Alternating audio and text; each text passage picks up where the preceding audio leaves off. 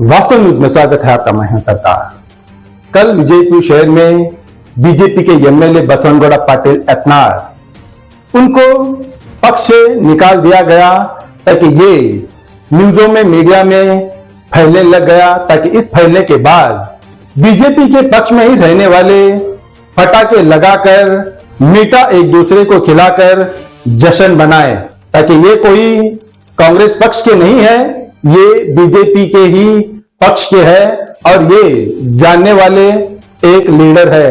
अब तो बसवनगौड़ा पाटिल यत्नाल जो भी कहते हैं सीधे सीधे कहते हैं, ताकि उनको कहीं बार नोटिस आ गई और इस बार उनको पक्ष से निकाल दिया गया है।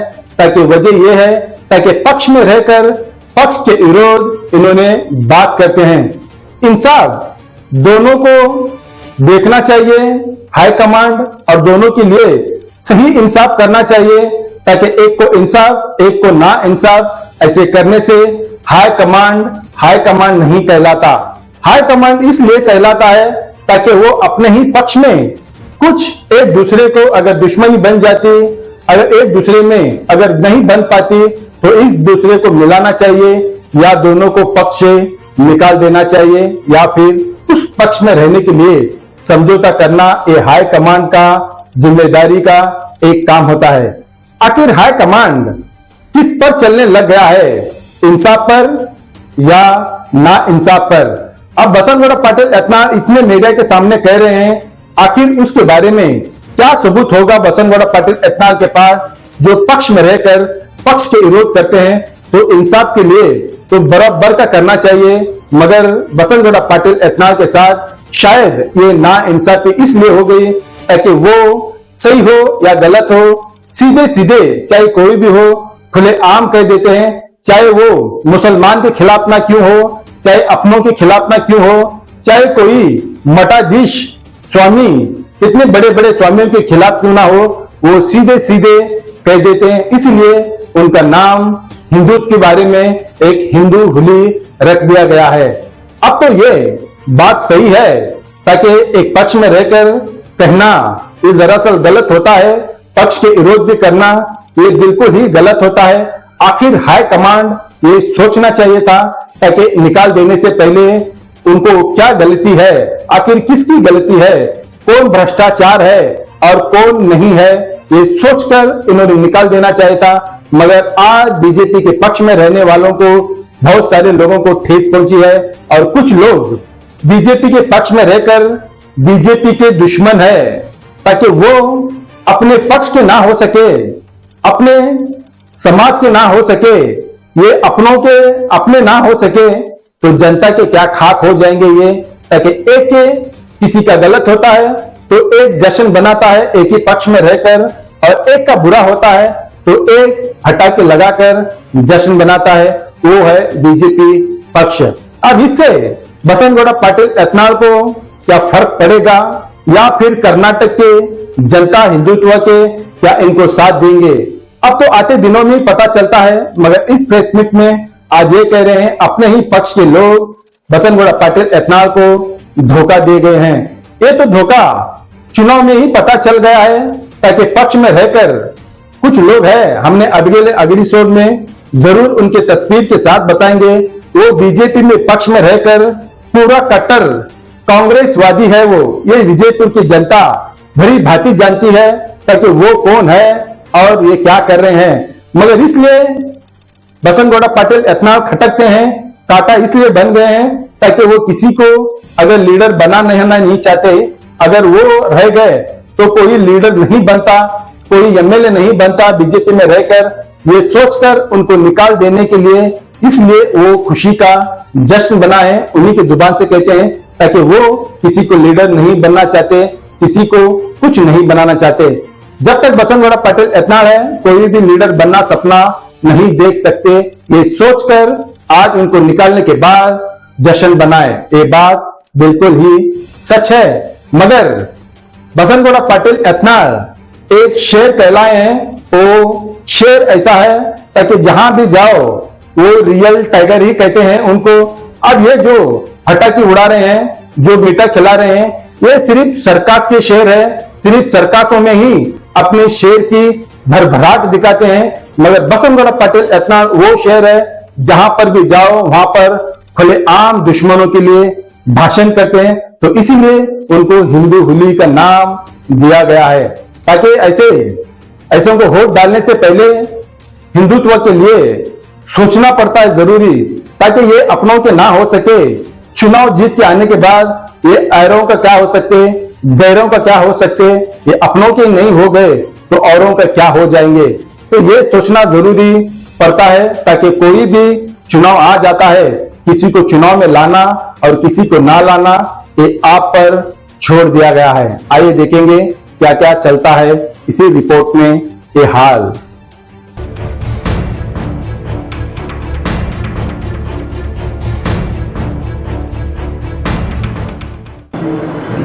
ಇವತ್ತಿನ ಈ ಪತ್ರಿಕಾಗೋಷ್ಠಿಯಲ್ಲಿ ಉಪಸ್ಥಿತರಿರುವಂತಹ ನನ್ನ ಆತ್ಮೀಯ ಸ್ನೇಹಿತರು, ನಮ್ಮ ನಗರ ಮಂಡಲ ಅಧ್ಯಕ್ಷರಾದಂಥ ಶಂಕರ ಕುಮಾರ್ ಅವರೇ, ಇನ್ನೂ ನಮ್ಮ ಭಾರತೀಯ ಜನತಾ ಪಕ್ಷದ ನನ್ನ ಆತ್ಮೀಯ ಸ್ನೇಹಿತರಾದಂತಹ ಡಾಕ್ಟರ್ BS ಪಾಟೀಲ್ ನಾಗರಾಳ ಹುಲಿ ಅವರೇ, ನಮ್ಮ ಆತ್ಮೀಯರು, ನಿನ್ನೆ ದಿನ ನಮ್ಮ ಭಾರತೀಯ ಜನತಾ ಪಕ್ಷದ ರಾಜ್ಯ ನಾಯಕರಾದಂಥ ಬಸನಗೌಡ ಪಾಟೀಲ್ ಅವರನ್ನು ಉಚ್ಚಾಟನೆಗೊಳಿಸಿರುವಂಥದ್ದನ್ನು ಖಂಡನೆ ಮಾಡುವ ಸಲುವಾಗಿ ಈ ಪತ್ರಿಕಾಗೋಷ್ಠಿಯನ್ನು ನಾವು ಕರೆದಿದ್ದೀವಿ.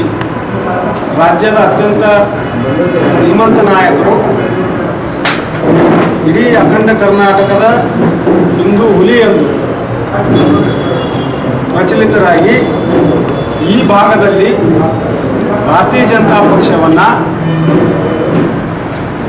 ಕಟ್ಟಿ ಬೆಳೆಸಿ, ಇವತ್ತು ನಿನ್ನೆ ಎಂದೇನಲ್ಲ, ವಾಜಪೇಯಿ ಅವರ ಕಾಲದಿಂದ ಕಟ್ಟಿ ಬೆಳೆಸಿ ಇವತ್ತ ಅಚಾನಕ್ಕಾಗಿ ನಿನ್ನೆ ಅವ್ರನ್ನ 6 ವರ್ಷಗಳ ಕಾಲ ಉಚ್ಚಾಟನೆ ಮಾಡಿರುವಂಥದ್ದನ್ನು ಕೇಳಿ ನಮಗೆಲ್ಲರಿಗೂ ದಿಗ್ಭ್ರಮೆ ಮತ್ತು ಆಶ್ಚರ್ಯಚಕಿತರಾಗಿದ್ದೀವಿ. ಇವತ್ತು ಇಡೀ ರಾಜ್ಯಾದ್ಯಂತ ಹಲವಾರು ಭಾಗಗಳಲ್ಲಿ ಪ್ರತಿಭಟನೆಗಳು ನಾವೆಲ್ಲ ಸೋಷಿಯಲ್ ಮೀಡಿಯಾದಲ್ಲಿ ನೋಡಿದ್ದೀವಿ. ಎಲ್ಲ ಕಾರ್ಯಕರ್ತರಿಗೆ ಪ್ರತಿಭಟನೆ ಮಾಡ್ತಾ ಇದ್ದಾರೆ. ಬಹಳ ಕಾರ್ಯಕರ್ತರಿಗೆ ನೋವಾಗಿದೆ.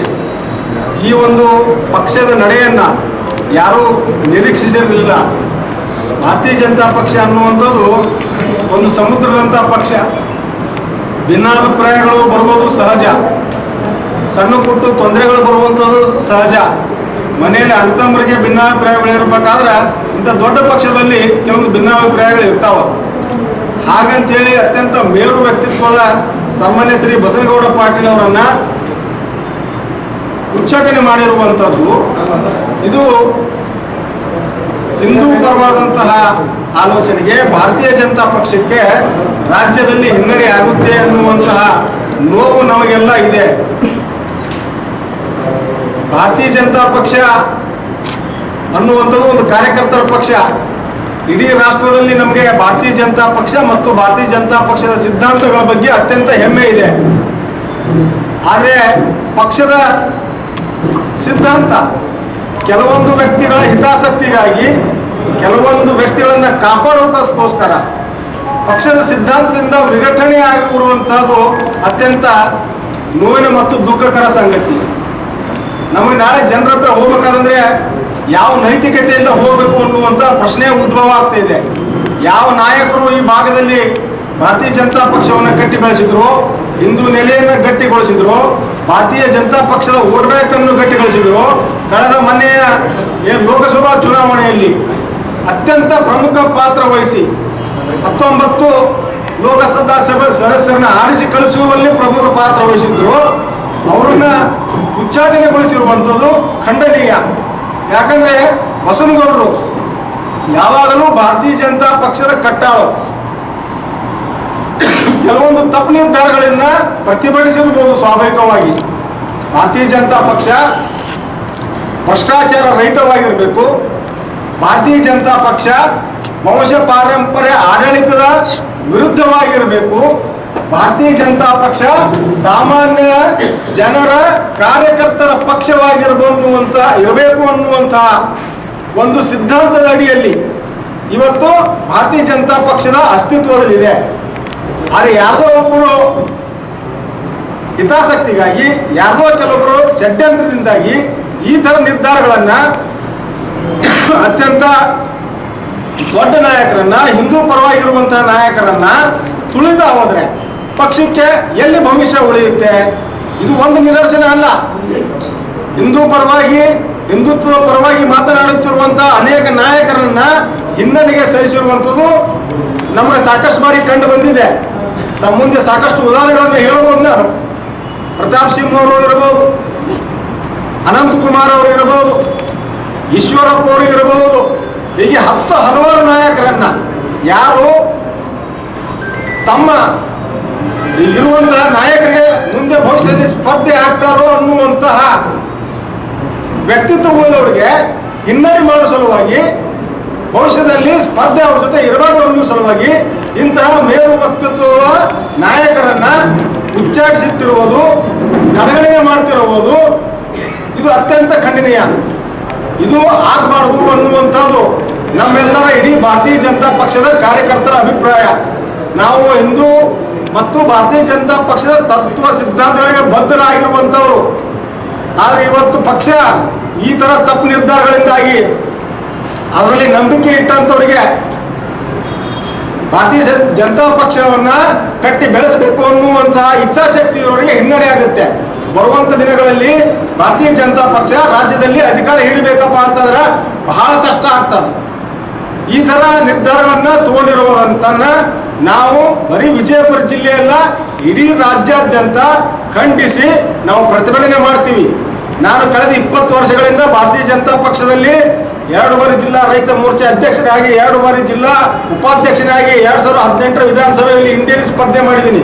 ಭಾರತೀಯ ಜನತಾ ಪಕ್ಷದ ಅತ್ಯಂತ ಪ್ರಾಮಾಣಿಕ ಕಾರ್ಯಕರ್ತ ನಾನು.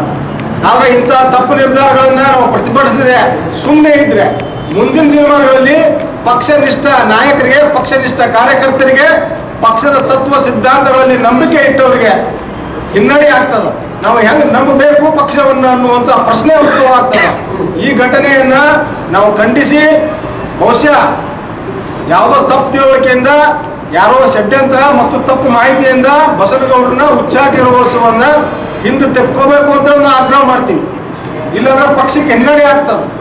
ನಮ್ಮ ನಾಯಕರು ಬಹುಶಃ ನಾಳೆ ನಾಡ್ದು ಬರೋದು, ಅವ್ರು ಬಂದ ಮೇಲೆ ಏನು ಅಭಿಪ್ರಾಯ ತಗೋತಾರ ಅನ್ನುವಂಥದ್ದನ್ನ ನಾವು ಎಲ್ಲರೂ ಒಗ್ಗಟ್ಟಾಗಿ ಈ ಭಾಗದಲ್ಲಿ ಹಿಂದುತ್ವವನ್ನು ಉಳಿಸಿರುವಂಥ ಕೆಲಸ ನಾವು ಮಾಡಬೇಕಾಗ್ಯದ ಅಂತ ಹೇಳ್ಬಿಟ್ಟು ನಾನು ತಮ್ಮೆಲ್ಲರಲ್ಲಿ ಹೇಳಲಿಕ್ಕೆ ಬಯಸ್ತೇನೆ. ಯತ್ನಾಳವ್ರಿಗೆ ಇನ್ನೂ ಪರವಾಗಿ ಮಾತಾಡ್ಯಾರ ಅನ್ನೋ ಉದ್ದೇಶದಿಂದ ಅವ್ರಿಗೆ ಹೊರಗೆ ಹಾಕಿರುವಂಥ ಮಾಹಿತಿ ಎಲ್ಲೂ ನಮ್ಗೆ ಸಿಕ್ಕಿಲ್ಲ. ಅವರು ರಾಜ್ಯಾಧ್ಯಕ್ಷ ಮತ್ತು ಮಾಜಿ ಮುಖ್ಯಮಂತ್ರಿಯವರ ವಿರುದ್ಧ ಉಪನಾಯಕ ಮಾತಾಡ್ಯಾರದ, ಪಾರ್ಟಿ ಚೌಕಟ್ಟು ಬಿಟ್ಟು ಅವ್ರು ಮಾತಾಡ್ಯಾರ ಅನ್ನೋಂಥ ಆರೋಪ ಮೇಲೆ ಅವತ್ತು ಹಿಂದೂ ಪರವಾಗಿ ಮಾತಾಡ್ಯಾರಂತ ನಾವಾದ್ರೂ ಅದನ್ನೇ ಹೇಳ್ತೀವಿ. ಅವ್ರು ಹಿಂದೂ ಪರವಾಗಿ ಮಾತಾಡಿಲ್ಲ, ವಿರುದ್ಧ ಮಾತಾಡೋದು ನಾವಿಲ್ಲ. ಅವ್ರು ಹಿಂದೂ ಪರವಾಗಿ ಮಾತಾಡಿದ್ದಾರೆ ಅಂತ ತೆಗೆದಿಲ್ಲ ಅವರಿಗೆ. ಆದರೆ ಪಕ್ಷದಲ್ಲಿ ಇರುವಂತಹ ವ್ಯವಸ್ಥೆಯನ್ನ ಅವರು ಖಂಡನೆ ಮಾಡಿದ್ದಕ್ಕೆ, ಅದನ್ನು ಪಕ್ಷದ ಗಮನಕ್ಕೆ ತಂದಿದ್ದಕ್ಕೆ ತೆಗೆದಿದ್ದಾರೆ. ಪಕ್ಷದ ಚೌಕಟ್ಟಲ್ಲಿ ಮಾಡಬೇಕಾದ ಕೆಲಸ ಉಪನಾಯಕ ಮಾಡಿದ್ರೆ ತಪ್ಪು ಅನ್ನುವಂಥ ಅಭಿಪ್ರಾಯ ನಿಮ್ಮ ಮುಖಂಡರದೇ, ಬಿಜೆಪಿ ಮುಖಂಡರದೇ. ಸಾಮಾನ್ಯವಾಗಿ ನಮಗೆಲ್ಲರಿಗೂ ಭಾರತೀಯ ಜನತಾ ಪಕ್ಷ ಹಿಂದುತ್ವ ಪರವಾಗಿರುವಂಥ ಪಕ್ಷ. ಭಾರತೀಯ ಜನತಾ ಪಕ್ಷ ವಂಶ ಪಾರಂಪ ಆಡಳಿತನ ವಿರೋಧ ಮಾಡ್ಕೊಂಡು ಬರೆಯುವಂತಹ ಪಕ್ಷ. ನಾವೇ ಖಂಡನೆ ಮಾಡಿದ್ವಿ ಸಾಕಷ್ಟು ಸತಿ ಜನಸಾಮಾನ್ಯ ಮಧ್ಯ. ನಮ್ಮ ಪಕ್ಷದ ನಾಯಕರು ಹಿಂದೆ ಹೇಳ್ತಿದ್ರು ಕಾಂಗ್ರೆಸ್ ಪಕ್ಷಕ್ಕೆ, ಕಾಂಗ್ರೆಸ್ ಪಕ್ಷ ಅಂತಂದ್ರೆ ಒಂದು ವಂಶ ಪಾರಂಪರೆ ಆಡಳಿತ ಇರುವಂತ ಪಕ್ಷ. ನೆಹರು ಆದ್ಮೇಲೆ ಇಂದಿರಾ ಗಾಂಧಿ ಆದ್ಮೇಲೆ ರಾಜೀವ್ ಗಾಂಧಿ ಆದ್ಮೇಲೆ ಸೋನಿಯಾ ಆದ್ಮೇಲೆ ರಾಹುಲ್ ಗಾಂಧಿ, ಮತ್ತೆ ಯಾರೋ ಮುಂದೆ ಅವ್ರ ಪೀಳಿಗೆ ಅಂತ ಎಷ್ಟೋ ಬಾರಿ ನಾವು JDS ಪಕ್ಷಕ್ಕೆ ಅಪ್ಪ ಮಕ್ಕಳ ಪಕ್ಷ ಅಂತ ನಾವು ಖಂಡನೆ ಮಾಡಿದ್ದೀವಿ. ಮತ್ತೆ ನಮ್ಮ ಪಕ್ಷದಲ್ಲಿನೇ ಅದೇ ರೀತಿ ಆದ್ರೆ ನಾವು ಯಾವ ನೈತಿಕ ಮಟ್ಟ ಉಳಿಯುತ್ತೆ ನಮಗೆ ಅನ್ನುವಂಥ ಪ್ರಶ್ನೆ ಉದ್ಭವ ಆಗಿರುವುದನ್ನ ಯತ್ನಾಳ್ ಖಂಡನೆ ಮಾಡಿರುವಂಥದ್ದು. ಅದೇ JDS ಜೊತೆ ಸರ್ಕಾರ ರಚನೆ ಮಾಡಿದ್ರಲ್ಲ, ಚುನಾವಣೆ ನಿಂತ್ರಲ್ಲ. ನಮ್ಮ ಭಾರತೀಯ ಜನತಾ ಪಕ್ಷದ ಸಿದ್ಧಾಂತ ಅಷ್ಟೇ ಮಾತಾಡ್ತಿದ್ದೀವಿ ನಾವು. ಅಲ್ಲ, ಆ ಸಿದ್ಧಾಂತ ಮೇರೆಗೆ ಆದ್ರೆ ಹೈಕಮಾಂಡ್ ಡಿಸಿಷನ್ ತಗೊಂಡ್ರಲ್ಲ JDS ಜೊತೆ ಹೊಂದಾಣಿಕೆ ಮಾಡ್ಕೊಂಡು. ನಾನು ಮಾತಾಡ್ತಾ ಇರುವಂಥದ್ದು ಭಾರತೀಯ ಜನತಾ ಪಕ್ಷದ ಸಿದ್ಧಾಂತ. JDS ಸಿದ್ಧಾಂತನೇ ಬೇರೆ ಇದೆ. ಅದೊಂದು ಇಂಡಿಪೆಂಡೆಂಟ್ ಪಾರ್ಟಿ ಪ್ರಶ್ನೆ ಅದು ಸರ್, ಅದೊಂದು ಇಂಡಿಪೆಂಡೆಂಟ್ ಪಾರ್ಟಿ. ಈಗ ಉಳಿದಿದ್ದು ಕೇಳ್ಬೇಕು ಸರ್, ಅಷ್ಟೇ. ನಾಯಕ ಅದಾನ, ಸುಮ್ಮನೆ ಏನೇನೋ ಕೇಳಿ ಇದು ಮಾಡೋದು ಬೇಡ. ಈಗ ಏನು ಹೇಳ್ತಾರ ನಾವು ಪ್ರಶ್ನೆ ಏನು ಕೇಳಬೇಕು, ಏನಾದ್ರೂ ನೀ ಮನಸ್ಸಿನಾಗ ಇಟ್ಕೊಂಡು ಕೇಳೋದಲ್ಲ. ಇಲ್ಲಿ ಎಲ್ಲಿ ಬಿಡ್ತಿಲ್ಲ ಹಂಗಿರಲ್ಲ ಅಂದ್ರೆ ನೀವು ಅಲ್ಲಿ ಏನ್ ಡೌಟ್ಸ್ ಅದಾವಲ್ಲ ಅವುಗಳಿಗೆ ಉತ್ತರ ಕೊಡ್ತೇವೆ. ಅಲ್ಲ ಕೊಡಿ, ನೀವು ಆ ರೀತಿ ನೀವು ಮಾತಾಡೋದಲ್ಲ ಪ್ರೆಸ್ ಮೀಟ್ ಅದೇ ನೀವು ಕೇಳಿದ್ದಾನೆ ಅಷ್ಟೇ ನಾವು ತಗೊಂಡು ಹೋಗಿದ್ರೆ ನೀವು ಓಕೆ ಓಕೆ. ಅವರಿಗೆ ಪಕ್ಷದ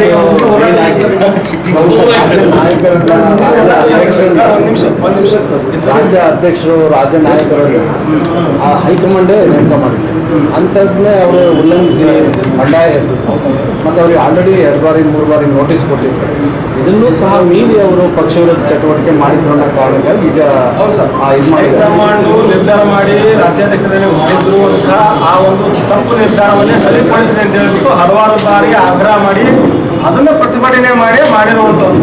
ಅವತ್ತೆಂದೂ ಅವ್ರ ಪಕ್ಷದ ವಿರುದ್ಧ ಮಾತಾಡಿಲ್ಲ, ಪಕ್ಷದ ಸಿದ್ಧಾಂತಗಳ ವಿರುದ್ಧ ಮಾತಾಡಿಲ್ಲ, ಆಗಿರುವಂತ ತಪ್ಪನ್ನು ಸರಿಪಡಿಸಿದೆ ಅಂತ ಹೇಳಿ ಮಾತಾಡಿದ ಪರಿಣಾಮನೇ ಇವತ್ತು ಅವರು ಉಚ್ಚಾಟನೆ ಮಾಡಿದ್ರು. ಈಗ ಇವರ ಈ ಉಚ್ಚಾಟನೆಗೆ ಪಕ್ಷದ ಕೆಲವು ಹಿರಿಯ ನಾಯಕರು ಕಾರಣ ಇರ್ಬೋದಾ? ಇವರನ್ನು ಮುಂದಕ್ಕಿಟ್ಟು ಇವ್ರ ಮೇಲೆ ಬಂದಕ್ಕಿಟ್ಟು ಹೊಡೆದವರು ಅವರೆಲ್ಲೋದ್ರು ಈಗ ಅವರು ಈಗ ಗೌಡರು ಇನ್ನೂ ಮೋಸ್ಟ್ಲಿ ದೆಹಲಿಯಲ್ಲಿ ಇದ್ದಾರೆ. ಅವ್ರು ಬಂದ ಮೇಲೆ ಮೀಟಿಂಗ್ ಕರಿತಾ ಇದ್ದಾರೆ. ಅವ್ರು ಯಾರು ಗೌಡ್ರನ್ನ ಬಿಟ್ಟು ಹೋಗಿಲ್ಲ. ಅವ್ರು ಬಂದ ಮೇಲೆ ಅವ್ರ ಅಭಿಪ್ರಾಯ ಕೇಳಿಬಿಟ್ಟು ಮುಂದೆ ಏನ್ ಮಾಡ್ಬೇಕು ಅನ್ನುವಂಥ ನಿರ್ಧಾರ ತಗೋತಾರೆ. ಅದಕ್ಕೆ ನಾವೆಲ್ಲರೂ ಬದ್ಧ ಆಗಿದ್ದೀವಿ. ನಿಮ್ಮ ನಿರ್ಧಾರ ಏನು? ಪಕ್ಷದ ನಮ್ಮ ನಿರ್ಧಾರ ಈ ಆಗಿರುವಂತ ತಪ್ಪನ್ನ ಸರಿಪಡಿಸಬೇಕು. ನಾವು ಬಸನಗೌಡ ಪಾಟೀಲ್ ಯತ್ನಾಳ್ ಅವರಿಗೆ ಆಗಿರುವಂತ ಅನ್ಯಾಯವನ್ನ ನಾವು ಪ್ರತಿಭಟನೆ ಮಾಡ್ತೀವಿ. ನಾವು ಅವ್ರ ಜೊತೆ ಇರ್ತೀವಿ. ಯಾವ ರೀತಿ ಆಗಿದೆ ಸರ್? ಈಗ ಉಚ್ಚಾಟನೆ ಮಾಡಿರುವಂತದ್ದು ಅನ್ಯಾಯ ಅಲ್ವಾ? ಅಲ್ಲ, ಪಕ್ಷದ ಒಬ್ಬ ಮೇಯರ್ ವ್ಯಕ್ತಿತ್ವ ನಾಯಕ ಸರಿ ಅಂತ ಪಕ್ಷದ ಒಂದು ಸಿದ್ಧಾಂತ ಇರುತ್ತೆ. ಸಿದ್ಧಾಂತದಲ್ಲಿ ಇದ್ದಂತ ಹಿರಿಯ ರಾಜಕಾರಣಿಗಳಿಗೆ ಪಕ್ಷದೊಳಗಿದ್ದವರು ಈ ರೀತಿ ಮಾತಾಡಿ ಅವರನ್ನು ತಿಳ್ಸುವಂತ ಕೆಲಸ ಮಾಡೋದು ಎಷ್ಟು ಮಟ್ಟಿಗೆ ಸರಿ ಅನ್ನೋದು ನಾನು ಅದೇ ರಿಪೀಟೆಡ್ ಹೇಳ್ತೀನಿ. ಬಸವನಗೌಡರು ಎಂದೂ ಪಕ್ಷದ ಸಿದ್ಧಾಂತದ ವಿರುದ್ಧ ಎಂದೂ ಮಾತಾಡಿಲ್ಲ. ಅಂದ್ರೆ ಸಿದ್ಧಾಂತದಲ್ಲಿ ಹಿರಿಯರನ್ನು ಬೈಬೋದು ಅಂತ ಇದೆ. ಹಿರಿಯರನ್ನ ಅವರು ವೈಯಕ್ತಿಕವಾಗಿ ಅಲ್ಲಿ ಅವರು ಮಾಡಿರುವಂತಹ ತಪ್ಪುಗಳನ್ನ ಮಾತ್ರ ಟೀಕೆ ಮಾಡಿದ್ದಾರೆ. ಈ ತರ ಸಿದ್ಧಾಂತ ಭಾರತೀಯ ಜನತಾ ಪಕ್ಷದಲ್ಲ. ಭಾರತೀಯ ಜನತಾ ಪಕ್ಷ ಸಿದ್ಧಾಂತ ಒಂದು ಮನೆಯ ಅಡಿಯಾಳಾಗಿ ಒಂದು ಪಕ್ಷವನ್ನು ಒತ್ತಿ ಇಡುವಂಥದ್ದಲ್ಲ. ಭಾರತೀಯ ಜನತಾ ಪಕ್ಷದ ಸಿದ್ಧಾಂತ ಒಬ್ಬ ವ್ಯಕ್ತಿಯನ್ನ ಕಟ್ಟಿ ಬೆಳೆಸೋದಲ್ಲ, ವ್ಯಕ್ತಿ ವಂಶವನ್ನೇ ಬೆಳೆಸೋದಲ್ಲ. ಇದು ಸಾಮಾನ್ಯ ಕಾರ್ಯಕರ್ತನೇ ನಾಯಕ. ಸಾಮಾನ್ಯ ಕಾರ್ಯಕರ್ತರಿಗೆ ಇಲ್ಲಿ ನ್ಯಾಯ ಸಿಗಬೇಕು.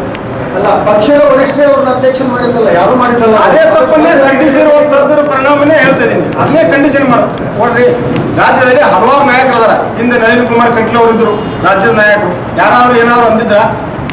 ಯಾರು ಏನು ಅಂದಿರಲಿಲ್ಲ.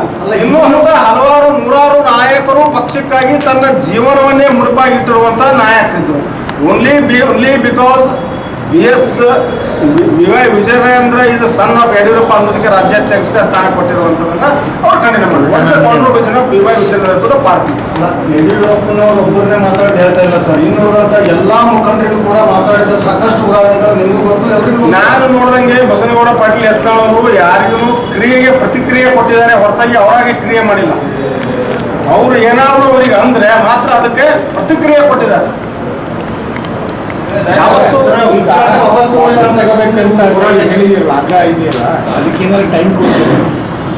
ಹೌದು, ಈ ನಿರ್ಧಾರವನ್ನ ಮರುಪರಿಶೀಲನೆ ಮಾಡಬೇಕು ಅಂತ ಹೇಳ್ಬಿಟ್ಟು ನಾವು ಆಗ್ರಹ ಮಾಡ್ತಿದ್ದೀವಿ. ಅಲ್ಲ, ಅದಕ್ಕೆ ಡೆಡ್ಲೈನ್ ಕೊಡ್ತೀರಾ ಅಂತ. ಬರಲಿ, ನಾಳೆ ಬಸನಗೌಡ ಯತ್ನಾಳ್ ಅವರು ಬಂದ ಮೇಲೆ ಅವರು ಎಲ್ಲರೂ ನಮ್ಮ ಲೀಡರು ನಾಯಕರು ಸೇರ್ಕೊಂಡ್ಬಿಟ್ಟು ಮಾತಾಡಿ ಆ ನಿರ್ಧಾರ ತಗೊಳ್ತಾರೆ. ಈಗ ಅದೇ ಆ ರೂಪರೇಷವನ್ನು ನಾವು ಬಂದ ಮೇಲೆ ನಿರ್ಧಾರ ಮಾಡಕ್ಕೆ ಸಾಧ್ಯ. ಸರ್, ಈಗ ಆಲ್ರೆಡಿ ಹಿಂದುತ್ವದ ಪರ ಮಾತನಾಡಿ KS ಈಶ್ವರಪ್ಪ ಅವರು ಹೊರಗೆ ಹೋಗಿದ್ದಾರೆ ಅಂತ ಇದೆ. ಹೌದು, ಅವ್ರು ಆಗಲೇ ಒಂದು ಪಾರ್ಟಿ ಕಟ್ಟಬೇಕು ಅಥವಾ ಒಂದು ಸಂಘಟನೆ ಕಟ್ಟಬೇಕು ಅಂತ ಓಡಾಡ್ತಾ ಇದ್ದಾರೆ. ಹೌದು. ಎಲ್ಲರೂ ಕೂಡ ಈ 2 ದಿನದಿಂದ ಸೋಷಿಯಲ್ ಮೀಡಿಯಾದಲ್ಲಿ ನಿನ್ನೆ ಅದರಿಂದ RCB ಅನ್ನೋ ಹೊಸ ಪಕ್ಷ ರಾಯಣ್ಣ ಚಂದ್ರ ಬ್ರಿಗೇಡ್ನ ಸ್ಥಾಪನೆ ಮಾಡ್ತಿದೆ ಅನ್ನೋದು ಎಲ್ಲ ಓಡಾಡ್ತಾರೆ. ಏನಾದರೂ ಏನು ಹೊಸ ಪಕ್ಷ ಕಟ್ಟೋ ವಿಚಾರಗಳೇನಾದರೂ? ನೋಡಿ ಸರ್, ಈಗ ಸೋಷಿಯಲ್ ಮೀಡಿಯಾದಲ್ಲಿ ಮಾಧ್ಯಮಗಳಲ್ಲಿ ಸಾಕಷ್ಟು ಊಹಾಪೋಹ ಸುದ್ದಿ ಹರಿದಾಡ್ತಾ ಇರ್ತಾವೆ. ಇನ್ನೂ ಗೌಡ್ರು ಇಲ್ಲಿಗೆ ಬಂದಿಲ್ಲ. ಬಹುಶಃ ಬಂದ ಮೇಲೆ ರಾಜ್ಯಾದ್ಯಂತ ಈ ತರ ಅನ್ಯಾಯಕ್ಕೊಳಗಾದಂಥ ಅತೃಪ್ತ ನಾಯಕರು ಈಶ್ವರಪ್ಪರು ಇರಬಹುದು, ಮತ್ತು ಇನ್ನೂ ಹಲವಾರು ನಾಯಕರಿಗೆ ಬಹಳ ಅನ್ಯಾಯ ಆಗಿದೆ. ಅವ್ರನ್ನ ತುಳಿಯುವಂಥ ಕೆಲಸ ಆಗಿದೆ. ಸಮಾನ ಮನಸ್ಕ ನಾಯಕರು ಸೇರ್ಕೊಂಡ್ಬಿಟ್ಟು ಏನು ನಿರ್ಧಾರ ಕೈಗೊಳ್ತಾರೆ ಅನ್ನುವಂಥದ್ದನ್ನು ನಾವು ಅವ್ರು ಬಂದ ಮೇಲೆ ಕಾದು ನೋಡಿಬಿಟ್ಟು ಹೇಳಲಿಕ್ಕಾಗುತ್ತೆ. ನ್ಯಾಯಸಾಗರ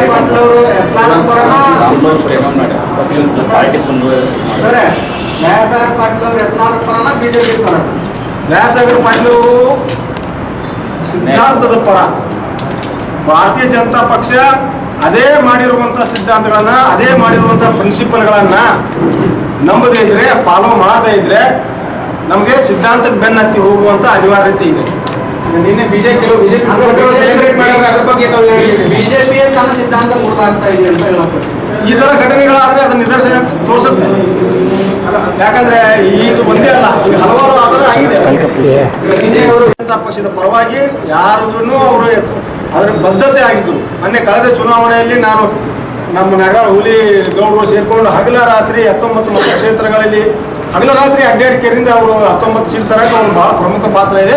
ಅಪಾರವಾದಂಥ ನಾನು ಎಲ್ಲೆಲ್ಲಿ ಹೋಗಿದ್ದೀನಿ, ನಾನು ಗುಲ್ಬರ್ಗ ಹೋಗಿನಿ, ಇವನ್ ಕರಾವಳಿ ಹೋಗಿನಿ, ವಿಶ್ವೇಶ್ವರ ಹೆಗಡೆ ಕಾಗೇರಿ ಅವರು ಅಪಾರವಾದಂತಹ ಬೆಂಬಲಿಗರ ಪಡೆ ಇದೆ.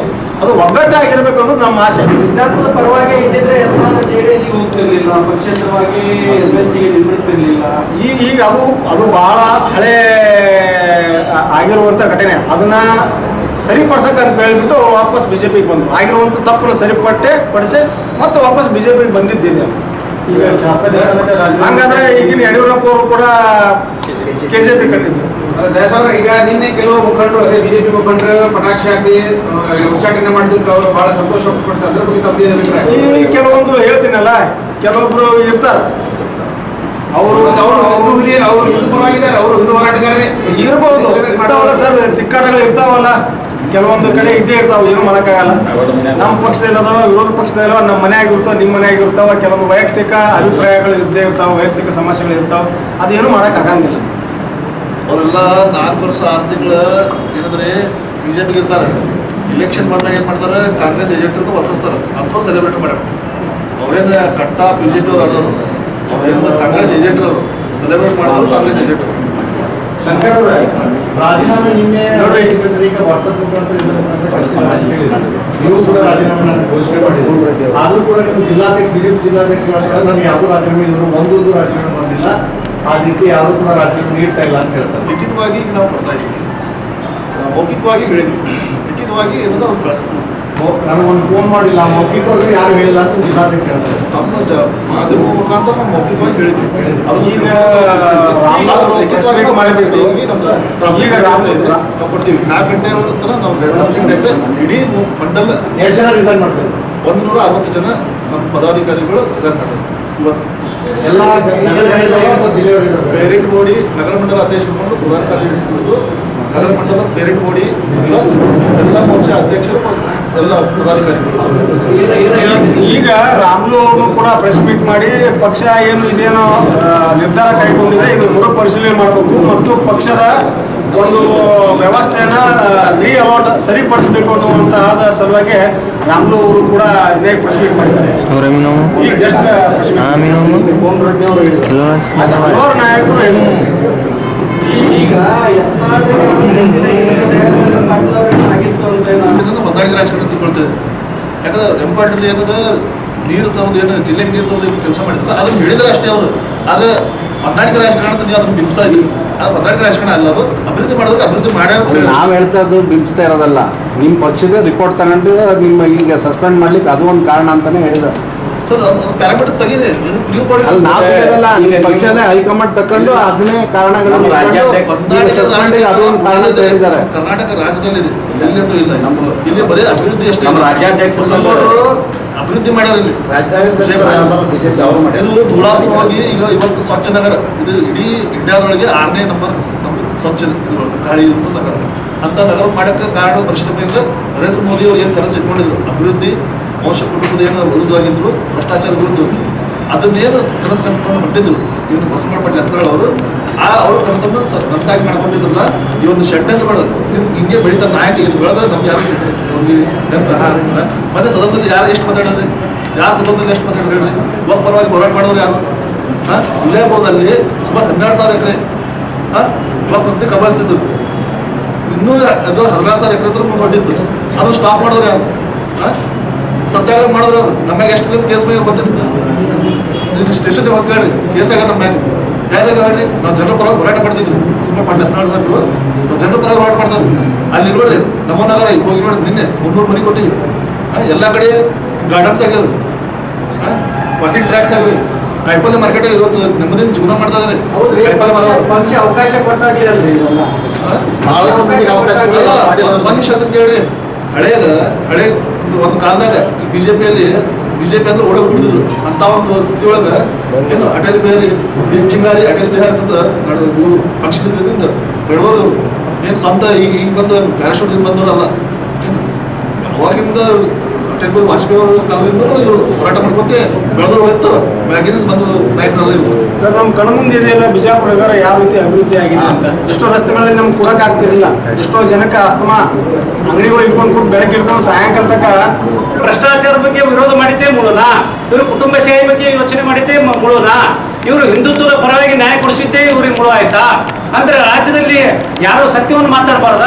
ಸತ್ಯವನ್ನು ಮಾತಾಡಿದವ್ರು ಎಲ್ಲರೂ ನೀವು ಹೊರಗಡೆ ಹಾಕ್ತಾ ಹೋದ್ರೆ ಬಿಜೆಪಿಯಲ್ಲಿ ಬರುತ್ತೆ, ಮುಂದೆ ಬಿಜೆಪಿ ಜೀರೋ ಬರುತ್ತೆ.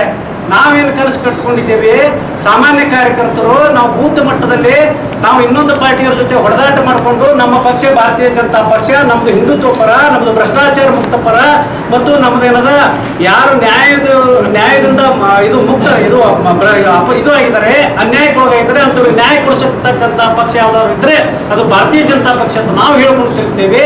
ನಮ್ಮಂತ ಸಾಮಾನ್ಯ ಕಾರ್ಯಕರ್ತರು ಇವತ್ತು ನೋವಾಗಿದ್ದು ಬಸವನಗೌಡ ಪಾಟೀಲ್ ಸಸ್ಪೆಂಡ್ ಮಾಡಿದ್ದು. ಅವ್ರಿಗೆ ಯಾಕೆ ಮಾಡಿದ್ರಿ?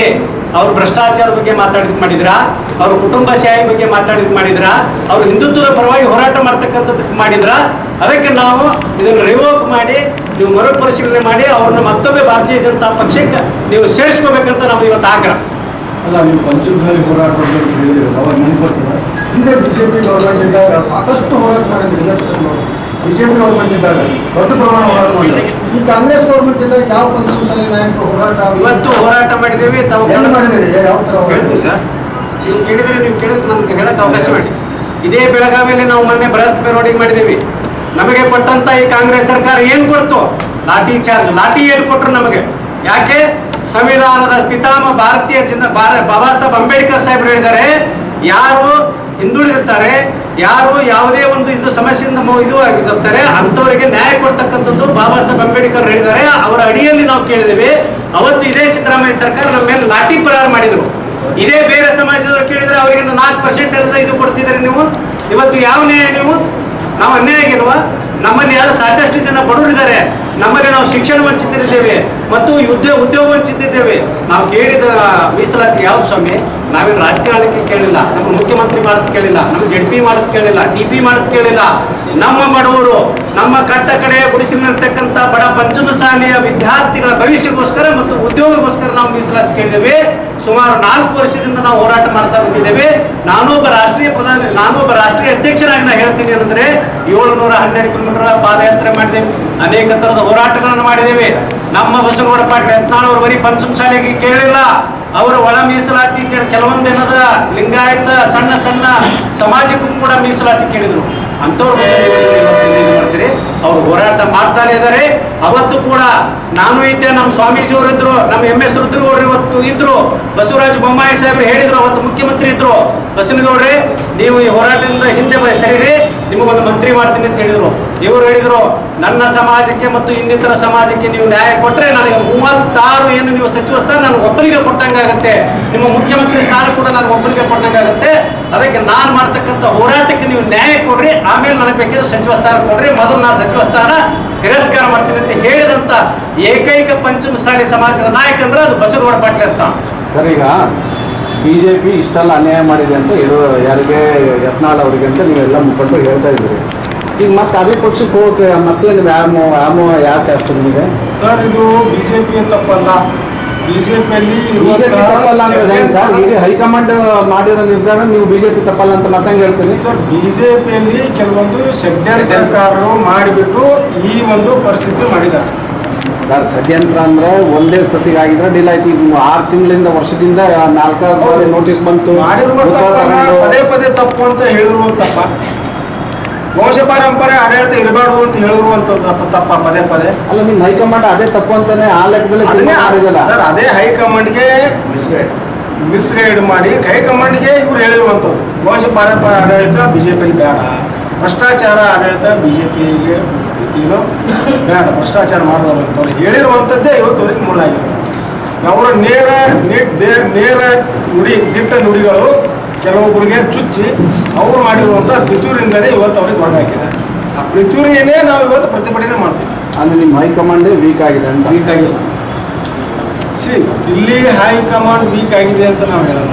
ಇಲ್ಲಿಯ ರಾಜ್ಯದಲ್ಲಿರುವಂತಹ ಕೆಲವೊಬ್ಬರು ಪಿತೂರಿ ಮಾಡಿಬಿಟ್ಟು ಬಸವನಗೌಡರನ್ನ ಹೊರಗೆ ಹಾಕ್ಸಿದ್ದಾರೆ.